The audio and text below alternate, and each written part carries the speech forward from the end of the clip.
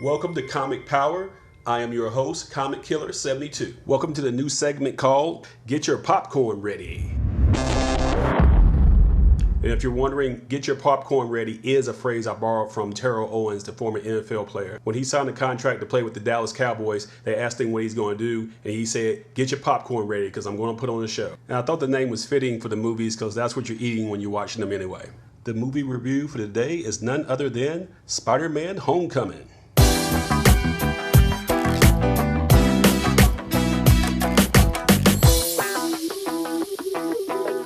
This is Spider-Man's solo debut in the MCU. All the previous 5 movies were done by Sony by themselves, and the results were not always good.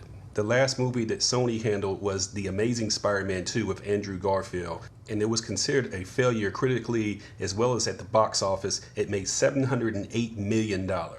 Compare that to Guardians of the Galaxy #1, which came out the same summer, and it made $773 million. So Guardians of the Galaxy, with D-list characters that nobody ever heard of, with a talking tree and a trigger-happy raccoon, outsold Spider-Man, a A-list character that's been famous for 50 years. A Spider-Man movie is supposed to make $1 billion just for showing up, just like the Transformers do. And under Sony, things just were not coming together correctly like they were supposed to be. So Sony came crawling back to Marvel, literally begging them to fix it. And that's exactly what Marvel did. An unprecedented deal was struck, and basically Marvel and Sony will share him.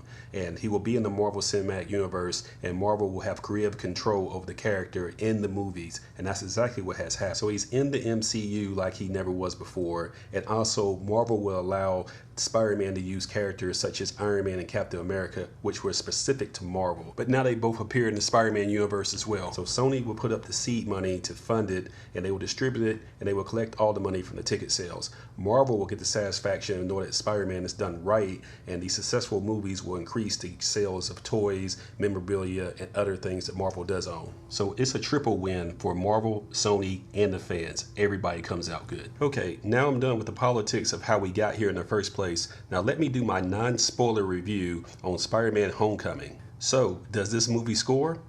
Does Steph Curry score? The answer is you bet, and it's a 4.5 out of 5 stars. Let's go ahead and dismiss the notion that it's Iron Man's movie and that he's stealing it from Spider-Man. He's in it all of about 20 minutes of this 2-hour and 13-minute movie. Spider-Man is clearly the star, and Tony is sort of like the mentor, the wise old guy that always winds up assisting our hero in a movie, like Mr. Miyagi to Danielson, or Yoda to Luke, or Mick in those Rocky movies.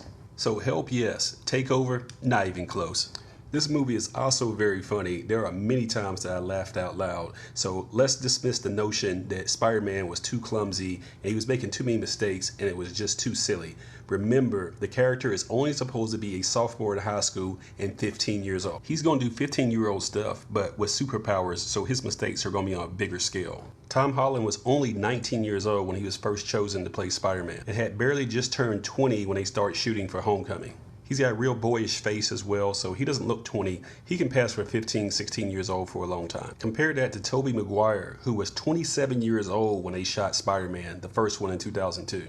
And he's trying to pass for 15? I don't think so. Even worse was Andrew Garfield, who was all of 29 years old when he first started playing Peter Parker. So Sony, on their first 2 tries on their own, cast actors that were nearly 30 years old. And casual fans that never really read the comics really didn't know the character was supposed to be this young, but he is supposed to be this young. So you have a lead character that starts out kind of clumsy, but he'll grow into the character and he won't age out of the role too fast. In the Batman mythology, there's a story called Batman Year One that takes up when he first became Batman. He's around 25 to 26 years old. He doesn't have all the gadgets and stuff yet. He's at the very beginning and he's making a lot of mistakes. Think of Spider-Man Homecoming as Spider-Man Year One. All the events in this movie are taking place just 2 months after Civil War, so he's only been Spider-Man for about 8 months. So the humor is relevant that you see in this movie. It uses humor very smartly, just like Ant-Man or the Guardians of the Galaxy movies do. He's your friendly neighborhood Spider-Man, and he's also a massive wisecracker, which is straight out of the comics.